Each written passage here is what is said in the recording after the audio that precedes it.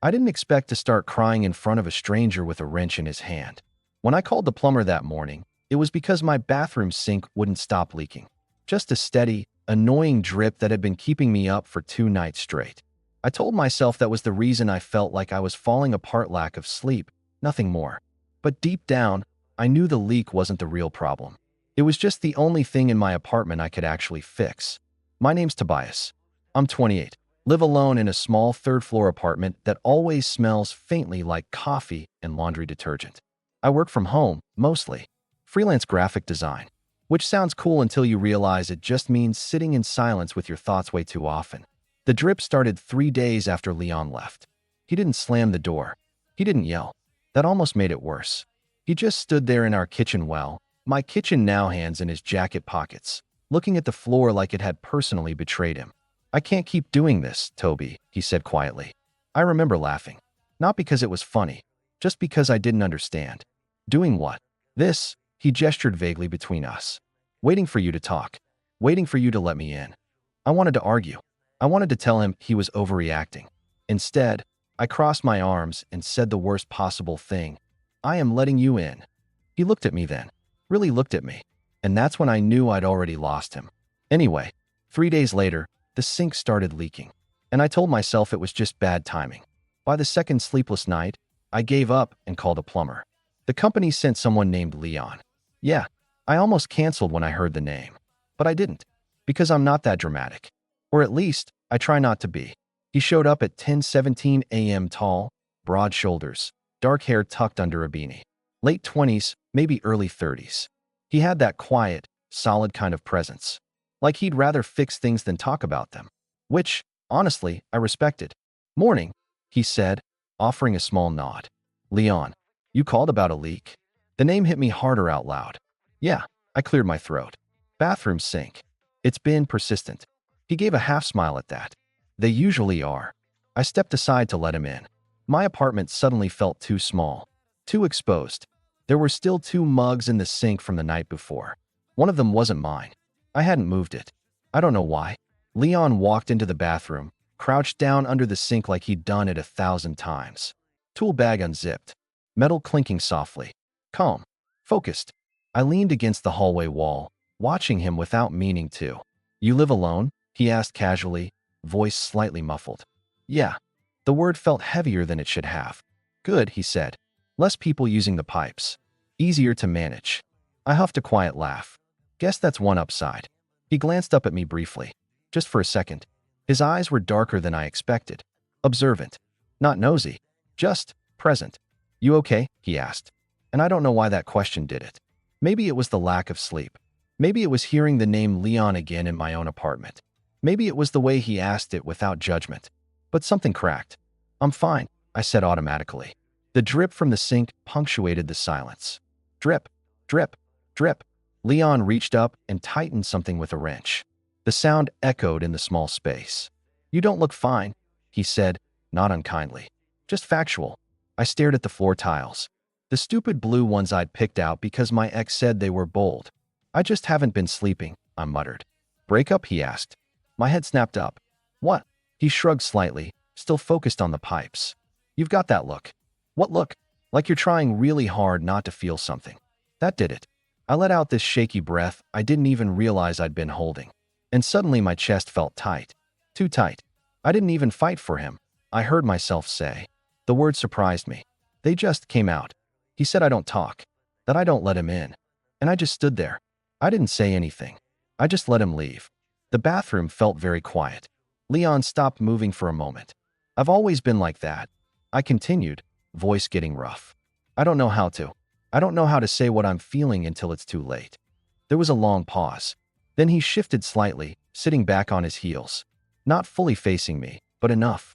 Most people don't, he said. They just pretend they do. I laughed weakly, and to my absolute horror, my eyes started burning. No, I really screwed it up, I whispered. He kept asking me what I needed, and I didn't have an answer. I still don't. My voice cracked on that last word, and then I was crying. Not loud, not dramatic, just quiet, embarrassing tears sliding down my face while a stranger with a tool belt sat under my sink. I'm sorry, I mumbled immediately, wiping at my eyes. This is so inappropriate. You're literally here to fix plumbing. Leon stood up slowly, wiping his hands on a rag. Hey, he said gently. It's okay. He didn't step too close. Didn't try to touch me. Just stood there, solid and steady. Leaks are rarely about the drip, he added. It's usually pressure building somewhere else. I let out this broken laugh sob sound. That's the worst metaphor I've ever heard. He smiled slightly. Yeah, not my strongest area. For a second, we just stood there, me trying to pull myself together, him giving me space to do it. And that's when I realized something that made my stomach twist. It wasn't just the breakup. It was the silence after. The apartment felt wrong without Leon, my Leon. Too quiet, too neat, too empty. And now here I was, crying in front of another man with the same name. I don't even know why I'm telling you this, I admitted softly. Leon looked at me, really looked at me. Maybe because I'm not the one who left. That hit deeper than I expected. The drip stopped. I didn't notice at first, but the silence where it used to be was loud. He glanced back at the sink. That should do it. I swallowed, nodding. Right, of course. But neither of us moved toward the door. And for the first time since my boyfriend walked out, the apartment didn't feel quite as suffocating. I just didn't know yet whether that was a good thing. After he said, that should do it, neither of us moved right away. It was stupid. He had fixed the sink. His job was technically done. He should have packed up his tools, handed me an invoice, and left. That's how these things work. Instead, he stood there for a second longer than necessary, rag still in his hand, watching me like he was making sure I wouldn't shatter the second he turned his back. You want me to check the pipes in the kitchen too? He asked finally. Casual tone. Neutral. But it felt like an extension of something else. I hesitated. They're fine, I said. Then, after a beat, probably. He gave a small nod. Probably isn't usually how you want to describe plumbing. I almost smiled. Yeah, sure. You can check. He grabbed his tool bag again, and I led him into the kitchen. The space felt more intimate somehow. Maybe because this was where Leon, my Leon, used to lean against the counter while I cooked. Where he'd steal pieces of pasta from the pot and act offended when I smacked his hand away. The 2 mugs were still in the sink. Plumber Leon noticed. I could tell by the way his eyes flicked to them and then back to the cabinet doors below. You expecting someone? He asked lightly. I shook my head. No, I just haven't cleaned up. He crouched down again, opening the cabinet. That quiet, neutral sound. Not judgmental, just acknowledging. I leaned against the fridge this time, arms crossed, watching him work. The rhythmic movements. The steady confidence in the way he handled tools. There was something grounding about it. You've been doing this long? I asked. About 8 years, he replied. Started apprenticing when I was 19. Do you like it? He tightened something under the sink. I like fixing things. The answer felt loaded. Guess that makes one of us, I muttered. He paused. Yeah. I exhaled slowly. I don't fix things. I avoid them. I let them pile up until they break. He slid out from under the sink and sat back on his heels again, looking up at me. That's not the same thing. It feels like it. There was a smudge of something dark on his forearm. Grease, maybe. I had this sudden, weird urge to reach down and wipe it off. Instead, I shoved my hands into my pockets. What happened? He asked gently. I hesitated. Not because I didn't want to answer, but because I didn't know how to summarize 2 years of something that used to feel solid. He said I was emotionally unavailable. I said finally. That I never told him what I was thinking. That he always had to guess. Leon nodded slowly, like he was actually considering that. Were you? He asked. The honesty of the question caught me off guard. I don't know, I admitted. I thought I was just steady, calm, not dramatic. Those aren't the same as open. I let out a breath through my nose. You always this blunt with clients. Only the ones crying in their hallway. I actually laughed at that. A real one. It surprised both of us. He stood up then, brushing his hands off. Kitchen pipes are fine, he said. You just had a loose washer in the bathroom. Pressure buildup probably made it worse. Pressure buildup. There it was again. I walked over to the sink, turning the faucet on just to check. Smooth. Silent. No drip. Thank you, I said, meaning more than just the plumbing. He nodded once. Professional again. I'll write up the invoice. While he scribbled on his tablet, I found myself studying him more openly this time. He wasn't flashy. No loud personality. No big gestures. Just steady eye contact and measured words. The opposite of the storm that had just torn through my life. You live nearby? I asked before I could stop myself. He glanced up. Yeah, about 10 minutes. Oh, I don't know what I expected from that. He handed me the invoice. Our fingers brushed for half a second. It was nothing. Accidental. But my stomach still flipped. I told myself it was just residual emotion. Just vulnerability clinging to the nearest warm body. You're gonna be okay, he said suddenly. I blinked. You don't know that. He shrugged slightly. You're aware of the problem. That's more than most people manage. I swallowed. What if it's too late? I asked quietly. His jaw tightened just a little. Then you learn how not to do it next time. Next time. The idea felt both terrifying and distant.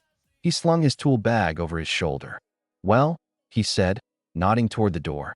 Try to get some sleep. And maybe call him. If you've got something to say. My chest tightened again. I wouldn't even know where to start. Start with the part you didn't say. It sounded so simple when he said it. He opened the door, cool hallway air slipping into the apartment. Then he paused. If the sink starts acting up again, he added, you've got my number on the invoice. The way he said it made it clear he wasn't just talking about plumbing. I met his eyes. Right. He gave me one last small nod and stepped into the hallway. The door clicked shut behind him. And just like that, I was alone again. But it didn't feel quite the same. The silence wasn't suffocating anymore. It was expectant. I stood there for a full minute, staring at the door. Then I walked back into the bathroom. No drip. No echo. Just stillness. I pulled my phone out of my pocket and stared at Leon's contact my Leon. 3 missed calls from 2 nights ago. No messages since. My thumb hovered over his name. Start with the part you didn't say. My heart pounded so hard I could feel it in my throat. I hit call. It rang once. Twice. 3 times. Then voicemail. I closed my eyes.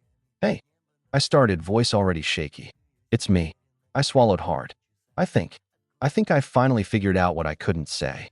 There was a long pause, just me breathing into the phone. I was scared, I admitted. Of needing you more than you needed me. Of saying the wrong thing. Of not being enough. My voice cracked again. But I should have told you that. Instead of pretending I didn't feel anything. I pressed my forehead against the cool tile wall.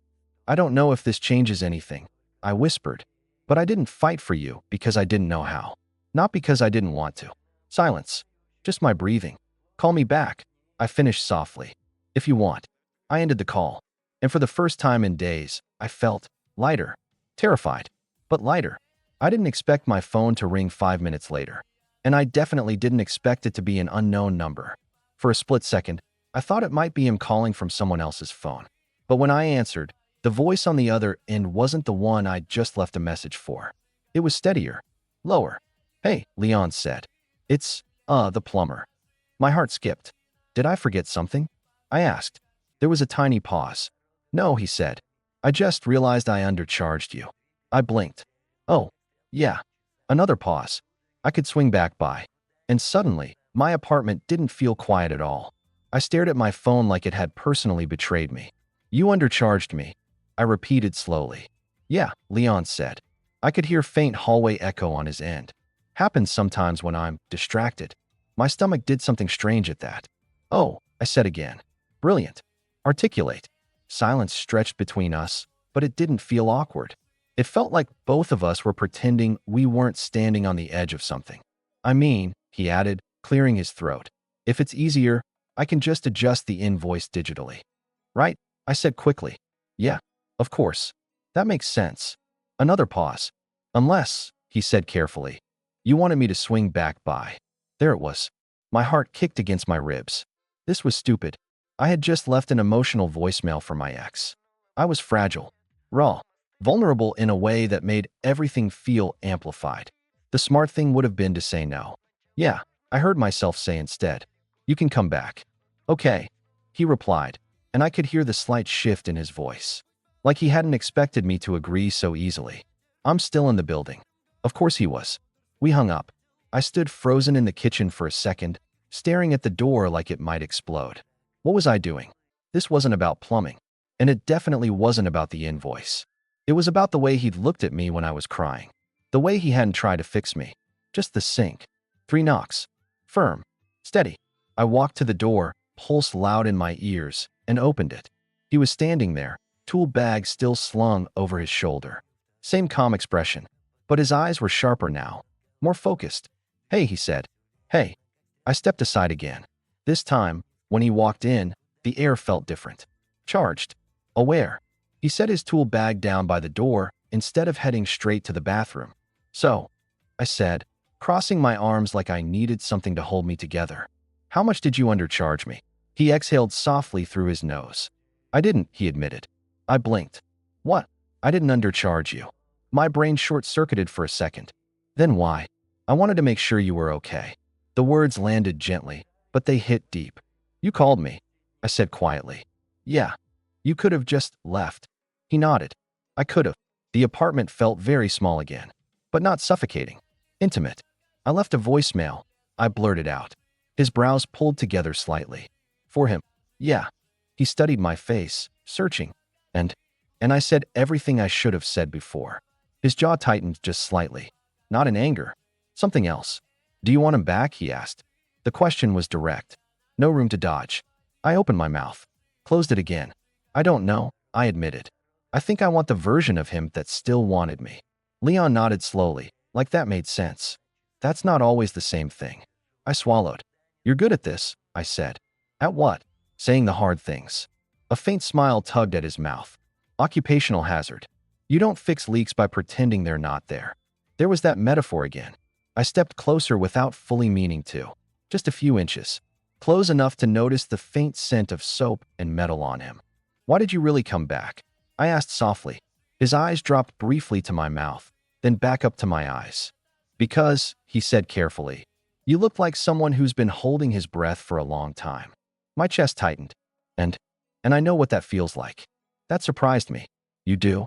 He hesitated, then nodded. I was engaged once, he said quietly. The word hit me. Yeah. What happened? He exhaled slowly, running a hand over the back of his neck. I was the opposite of you, he said. I said everything. Every fear. Every insecurity. Every thought. All the time. That sounds healthy. It wasn't, he said with a small shake of his head. It was overwhelming. I didn't know when to stop. I didn't know how to just trust that someone would stay without constant reassurance. I hadn't expected that. So he left. I asked gently. Yeah. The air between us shifted. Less tension. More understanding. We're a mess, I muttered. He huffed a quiet laugh. Most people are. Silence settled again. But it wasn't empty. Can I ask you something? He said. Sure. If he calls back, what are you going to do? My stomach flipped. I don't know. That's not an answer. I know. He held my gaze steadily. Don't use someone else as a distraction, he said softly. The words were careful, measured. You think that's what I'm doing? I asked. I think you're hurting, he replied. And hurting people reach for whatever feels solid. I swallowed. And you feel solid? I asked before I could stop myself. His eyes darkened just slightly. I try to be. My heart was pounding now. Not from panic. Not from grief. Something else.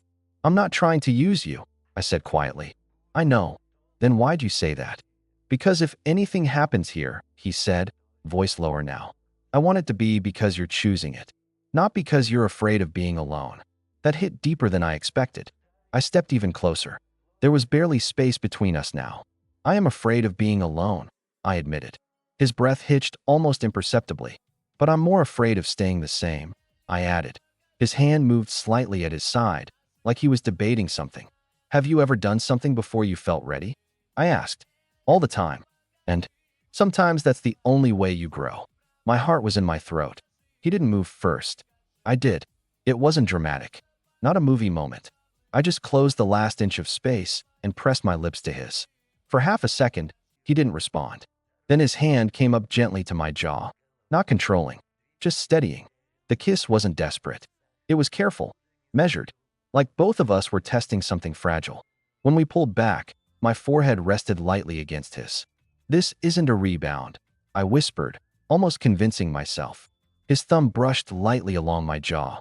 Then what is it? I exhaled shakily. I think it's me finally not running. And for the first time in days, I wasn't thinking about the man who left. I was thinking about the one who came back. For a second after I said it, neither of us moved. I think it's me finally not running. The words hung between us, fragile and honest. Leon didn't kiss me again right away, and I appreciated that. He didn't rush to turn the moment into something bigger than it was. His hand stayed at my jaw, warm, steady. You sure? He asked quietly. It wasn't doubt. It was care. I nodded, even though my pulse was racing. Yeah. He studied my face like he was looking for cracks. For hesitation. For panic.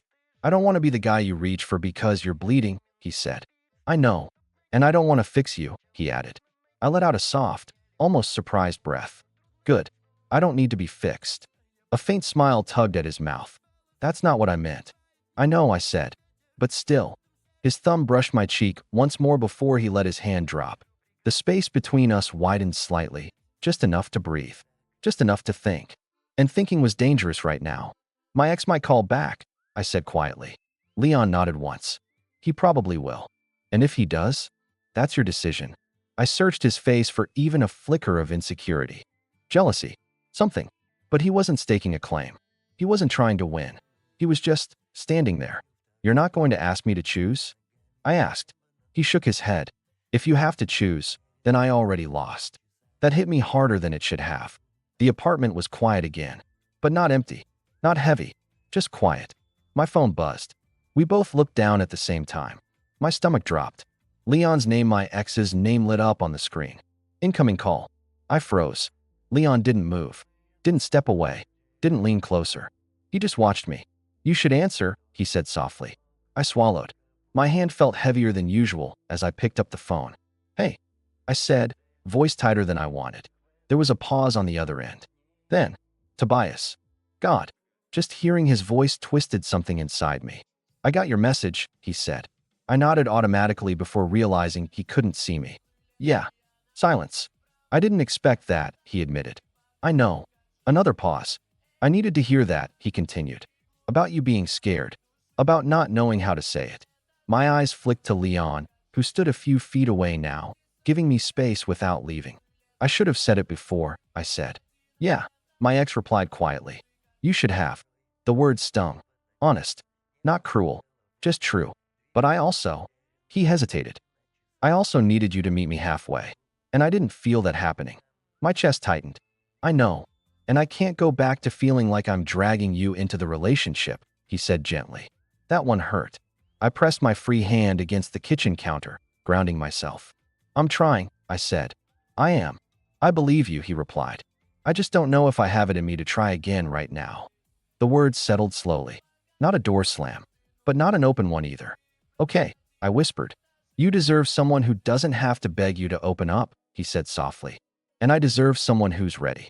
There it was. Not anger. Not blame. Just timing. Are you seeing someone? I asked before I could stop myself. There was a faint exhale. No. Relief and disappointment tangled together in my chest. Are you? He asked. My eyes lifted to Leon. He didn't look away. Not exactly, I said truthfully. Another quiet pause. I hope you figure it out, my ex said. Me too. I'm not angry at you, Toby. That almost made it worse. Okay. I care about you. I care about you too. The conversation had nowhere else to go. Take care, he said. You too. The call ended. The silence that followed felt different from the one after he walked out days ago.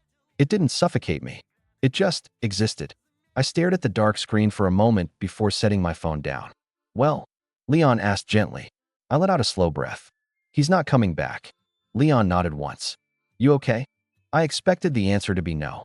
But instead, yeah, I said, surprising myself. It hurt. Of course it hurt.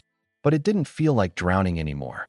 It felt like standing in cold water and realizing I could still breathe. I thought I'd fall apart, I admitted. You didn't, he said. I looked at him. You told me not to use someone as a distraction. Yeah. So I'm not. A flicker of something relief maybe crossed his face. I meant what I said. I continued. I don't want this to be about not being alone. He stepped closer again, slower this time. What do you want it to be about? I thought about that carefully. About the way he listened. About how he didn't try to solve my feelings like they were a faulty pipe. About how he came back. I want it to be about choosing, I said. Not clinging. His hand found mine this time. Warm. Solid. And you're choosing? He asked. I nodded. Yes. He kissed me again then. Deeper this time. Not urgent. Not frantic. Intentional. His other hand settled at my waist, steady and grounding. Mine slid up to his shoulder, feeling the solid strength beneath his shirt. There was no desperation in it. No attempt to erase what I'd just lost. It felt like stepping forward. When we pulled back, I was breathing harder. But not from panic. Slow, he murmured. Yeah, I agreed. We didn't move to the bedroom. We didn't rush. Instead, we sat on the couch. Close, but not tangled. And for the first time in a long time, I talked. Not perfectly, not eloquently, but honestly, about how I learned to keep things inside because growing up, feelings were too much.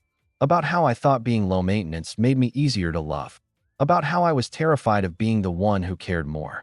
Leon listened, really listened. And when he did speak, it wasn't to fix. It was to share. About how he used to overcompensate. How he tried to secure love by constantly asking for reassurance. How he exhausted himself trying to prevent loss instead of accepting risk. We were different kinds of broken. But maybe that wasn't the point. As the afternoon light shifted across the room, I realized something simple and steady. The sink wasn't dripping anymore. And neither was I. Not because everything was solved, but because I finally said the thing I'd been holding back. And instead of running, I stayed. Leon didn't leave that afternoon. Not in the dramatic, I'm staying the night kind of way. It was quieter than that. We just stayed sitting on the couch. At some point, the late winter light started turning golden, stretching across the floor and climbing up the wall behind him. I hadn't noticed how long we'd been talking until my stomach growled embarrassingly loud. He glanced down at it and smirked. You eaten today? I blinked. Coffee counts. That's not food. Debatable. He stood up without making a big deal of it. What do you have? I watched him walk into my kitchen like he'd been there more than twice. It should have felt invasive. Instead, it felt strangely natural. I said, following him. Pasta. Eggs. Half a bell pepper. Some questionable spinach. He opened the fridge, studied it with the same focus he gave broken pipes. You really don't take care of yourself when you're stressed, do you? He muttered. I take care of my clients, I defended weakly. That's not the same thing. He pulled out the eggs. I can cook, I offered. Didn't say you couldn't. But you look like you need to sit down. I crossed my arms, pretending to be annoyed. You're bossy. He cracked an egg into a pan. Occupational hazard. There was something grounding about watching him move around my kitchen. Confident, but not flashy. No dramatic gestures. Just steady competence. The smell of food slowly replaced the stale heaviness that had been lingering in the apartment for days. I leaned against the counter, studying him. Why did you really become a plumber? I asked. He shrugged lightly. My dad was one. You like following in footsteps? Not really, he said. But I like working with my hands. I like seeing the result right away. You fix something, and it's fixed. People aren't like that. No, he agreed. They're not. He plated the food and handed me a fork. Sit, he said. I did. We ate at the small kitchen table. Not touching. Not rushing into anything physical again. Just being there. I meant what I said earlier, he said after a few minutes. About not wanting to be a distraction. I know. And I'm not in a place where I'm trying to rush into something either. I looked up at that. I don't want to rush, I said. I just don't want to shut down again. He nodded slowly. Then don't. Easier said than done. Yeah, he admitted. But you just answered a call that could have wrecked you. And you didn't fold. That was true. It didn't feel heroic. It felt quiet. But it was something. Can I ask you something? He said. Sure. If he had asked you to try again, would you have? The question was careful, not accusatory. I thought about it honestly. I think a week ago. Yes, I said. And now? I met his eyes. Now I think I would have said yes out of fear. And today? I exhaled slowly. Today? I don't think so. Something shifted in his expression. Not triumph. Just understanding. Good, he said softly. After we finished eating, we didn't move right away. There was this gentle awareness between us. Not tension. Not urgency. Just possibility. Do you regret kissing me? I asked quietly. He leaned back slightly in his chair, studying me. No. Even with all this. I gestured vaguely at my emotional wreckage. He shook his head. I don't regret honest moments. That sentence stayed with me. I stood up first this time. Walked around the table. Stopped in front of him. I don't want to pretend I'm magically healed. I said. I'm not. I don't need you to be. But I also don't want to wait until I'm perfect to try something real. His hand rested lightly on my hip. Testing. Asking. You won't be perfect, he said. I know. And neither will I. That's kind of the point. He pulled me gently closer. This kiss felt different from the others. Less about proving something. More about acknowledging it. His hands were warm at my waist. Mine slid up to the back of his neck. I felt him exhale against my mouth, slow and steady. No desperation, no replacement. Just two people who had both lost something and weren't pretending otherwise. When we pulled apart, he rested his forehead against mine. "I'm not staying because you're lonely," he murmured. "I know. I'm staying because I want to." My chest tightened in a completely different way. "That's good," I whispered. "Yeah." We moved to the couch again, but this time closer. My legs draped over his. His arms settled around my shoulders. Not possessive, grounded. At some point, my head rested against his chest. I could hear his heartbeat. Steady. I didn't realize how exhausted I was until my eyes started closing on their own. "You can sleep," he said quietly. "I haven't slept properly in days." "I know. You're not going to disappear?" He shifted slightly so I could see his face. "No." That word did something to me. I let myself drift. Not because I was clinging. Not because I was afraid of being alone. But because for the first time in a while, I didn't feel like I had to hold everything together by myself. The last thing I remember before sleep took me was the quiet hum of the apartment. No drip. No echo. Just breathing. Mine. And his. I woke up to the sound of breathing. Not the sharp inhale of panic that had been dragging me out of sleep the last few nights. Just steady. Warm. Close. For a second, I didn't remember where I was. My cheek was pressed against something firm, and there was a solid weight around my waist. Then it came back. The couch. The afternoon light turning into evening. Leon's arm around me. I shifted slightly, and he stirred. "You're awake," he murmured, voice rough with sleep. "Yeah." I didn't move away. Neither did he. The room was darker now. Blue-gray evening light filtering in through the windows. My apartment looked softer somehow. "How long was I out?" I asked. "Couple hours." "Seriously?" "You were exhausted." I tilted my head up to look at him. His hair was slightly flattened from the couch cushion. He looked less composed than usual. More human. "You stayed," I said quietly. He blinked once, like that surprised him. I said I would. I swallowed. "Most people don't." He studied my face for a moment. "That's not most people's fault all the time, Tobias." I knew what he meant. Sometimes I left first. Emotionally. "I'm working on it," I said. "I can see that." We stayed like that for another minute, not rushing to redefine anything. Then reality crept back in. "You probably have somewhere to be," I said reluctantly. He glanced at the clock on the wall and sighed. "Yeah, I was supposed to meet a friend tonight." "Oh." I tried to keep my expression neutral. It wasn't disappointment exactly, just the awareness that this wasn't a fantasy bubble. He noticed anyway. "It's not a date," he said. "I didn't assume it was." "You did." I huffed softly. "Maybe a little." He shifted so we were sitting more upright, but his hand stayed loosely at my waist. "I don't juggle people," he said plainly. "I'm not asking you to." "I know." Silence settled again, but this one felt thoughtful. "Can I be honest?" I asked. "Please." "I don't know what this is yet," I admitted. "And that scares me." He nodded. "Good. Good. If you were completely certain already, I'd be worried." I leaned back into the couch, processing that. "I don't want to rush into something just because it feels safe," I continued. "But I also don't want to sabotage something because I'm afraid." "That's the balance," he said. "And you're okay with taking it slow?" He gave me a small, almost amused look. "You think I came back up here expecting anything fast?" "Fair point."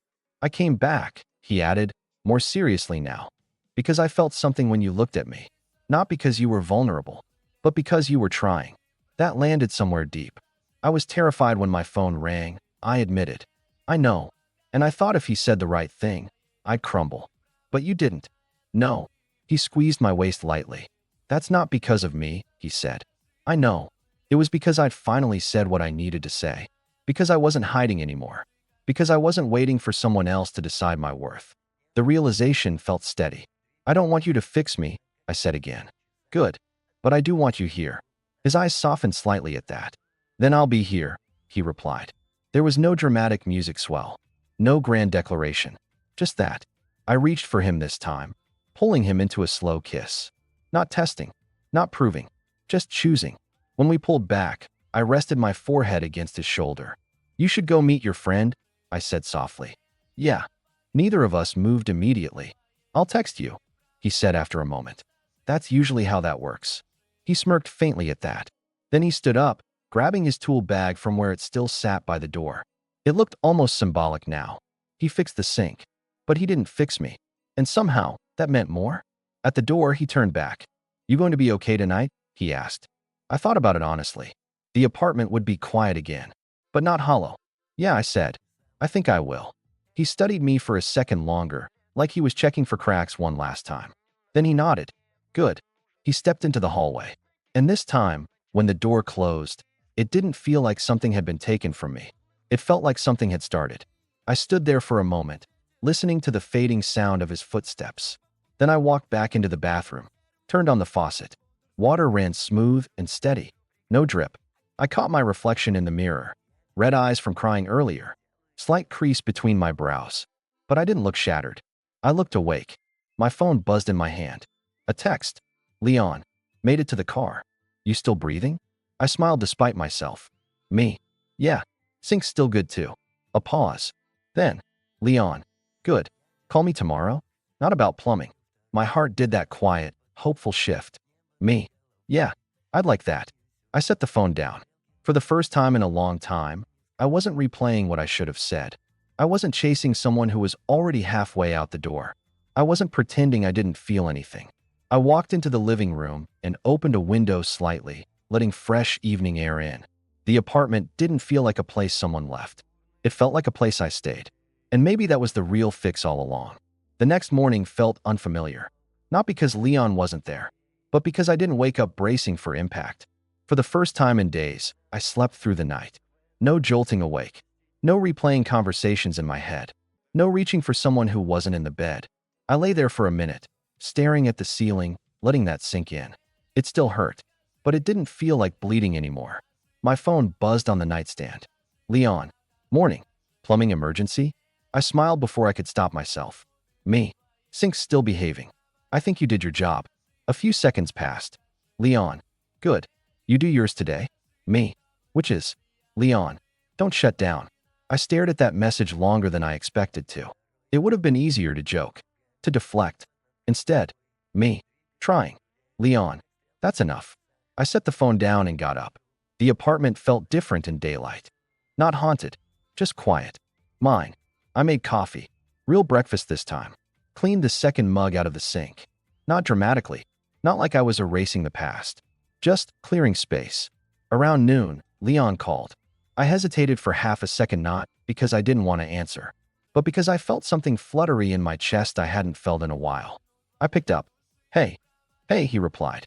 His voice sounded different on the phone. Less grounded. More personal. "You busy?" "Just working." "Liar." I huffed a laugh. "Okay." I was staring at a blank screen. "Thought so." There was a comfortable quiet between us. Not strained. "I was thinking," he said. "That's dangerous." Yeah. Shut up." I grinned into the phone. "I meant what I said yesterday," he continued. "About going slow." "Okay. But slow doesn't mean pretending nothing happened." My chest tightened just slightly. "Right. I don't want to act like that kiss was just a fluke." "It wasn't," I said before I could overthink it. Silence. "But not awkward." "I just need to know," he said carefully, "that if we try this, you're not going to disappear emotionally the second it gets real." There it was. The real fear. "I won't promise I'll never struggle," I said honestly. "But I can promise I won't pretend. That's all I'm asking." I leaned back in my chair, staring at the ceiling again. "I don't want to be the quiet guy in the corner of my own relationship anymore," I admitted. "You weren't quiet yesterday." "Yesterday, I was desperate." "No," he corrected gently. "Yesterday, you were honest." That settled differently. "I don't know how to do this perfectly," I said. "Good. You really like that answer." "Because perfect is fake," he replied. "I just want real." Real. The word felt heavier than dramatic declarations. "When are you free?" he asked. "Tonight." "Dinner," he said. Not a question. Like a date. Like two adults seeing if they want to keep doing this. I smiled. "Okay. 7. 7's good." He paused for a second. "You nervous?" he asked. "Yeah." "Good." I rolled my eyes even though he couldn't see me. "You're enjoying this." "A little." We hung up a few minutes later. And for the first time since my ex left, I didn't spend the afternoon replaying what went wrong. I spent it thinking about what might go right. At 6:52 p.m., I checked my reflection for the third time. I wasn't trying to impress. I just didn't want to look like I was unraveling. Doorbell. Right on time. I opened it. Leon stood there in a dark jacket, jeans, hair slightly damp like he'd showered in a hurry. You clean up well, he said. You too. Neither of us moved immediately. This wasn't the same as yesterday. Yesterday was raw, accidental, charged. Tonight felt intentional. You ready? He asked. Yeah. We walked down the hallway together, not touching. Not yet. In the elevator, there was that quiet awareness again. I almost didn't come back yesterday, he said suddenly. I glanced at him. Why? Because I didn't want to blur the lines. And now I think the lines were blurry already. I laughed softly. That's fair. He looked at me, really looked at me. You look different today. How? Lighter. I swallowed. I feel steadier. That's good. We stepped out into the cool evening air. As we walked down the sidewalk, our hands brushed. This time, neither of us pulled away. He laced his fingers through mine. It wasn't possessive. It wasn't claiming. It was simple, warm, and chosen. For once, I wasn't gripping someone because I was afraid they'd leave. I was holding on because I wanted to. And that felt entirely new. Dinner wasn't dramatic. No violins. No cinematic confessions across a candlelit table. We went to a small place 10 minutes from my apartment. Brick walls. Dim lighting.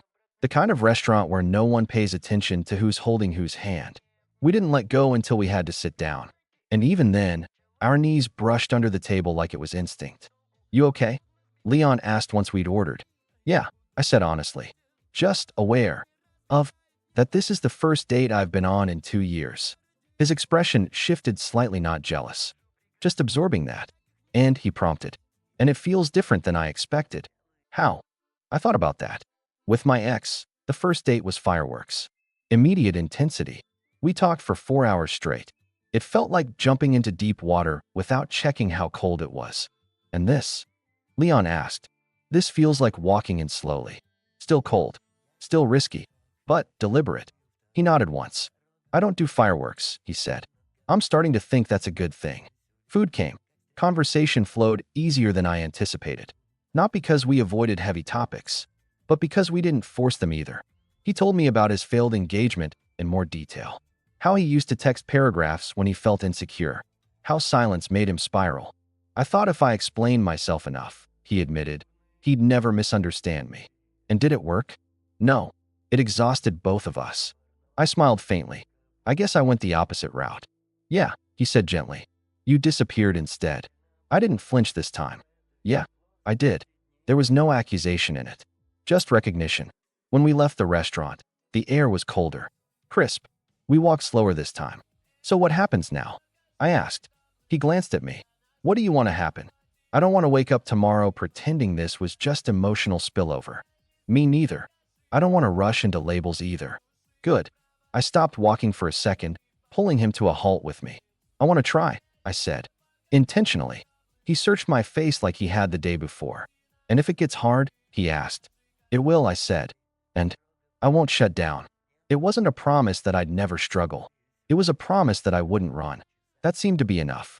He stepped closer, hands settling at my waist again. This isn't me fixing you, he said quietly. I know. And it's not you replacing him. I know. It's two people deciding to risk it. I exhaled slowly. Yeah. He kissed me there on the sidewalk. Not hungry. Not frantic. Just steady. A beginning, not an escape. A few weeks later, the sink started dripping again. Not badly. Just a faint, annoying tap that echoed in the bathroom at night. I stared at it for a long moment. Then I grabbed my phone. Me. Emergency. It's acting up again. 3 dots appeared almost immediately. Leon. On my way. Should I bring tools or just patience? Me. Both. He showed up 20 minutes later. Not because he had to. Because he wanted to. This time, when he crouched under the sink, I didn't lean in the hallway watching like I was bracing for collapse. I sat on the edge of the bathtub. You know, I said casually, it might not actually be the pipes. He glanced up at me, amused. Oh, yeah, might be pressure building somewhere else. He rolled his eyes lightly. You're stealing my metaphors now? Learning from the best.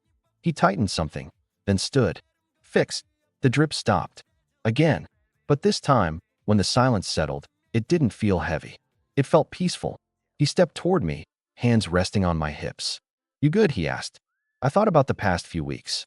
About the moments I almost shut down and didn't. About the conversations we had instead of avoiding them. About how I told him when I felt insecure instead of pretending I didn't. "I'm good," I said, and I meant it. Because the truth was, the plumber didn't become a witness to my breakdown. He became a witness to my shift. The day he showed up, I was afraid of losing someone. Now, I wasn't afraid of feeling. And that changed everything. When he kissed me this time, it wasn't about distraction. It wasn't about proving I was wanted. It was about choosing. Choosing to stay open. Choosing to risk. Choosing not to let fear make my decisions for me. The sink stayed quiet. And so did the part of me that used to run. For the first time, I wasn't waiting for something to break. I was building something instead.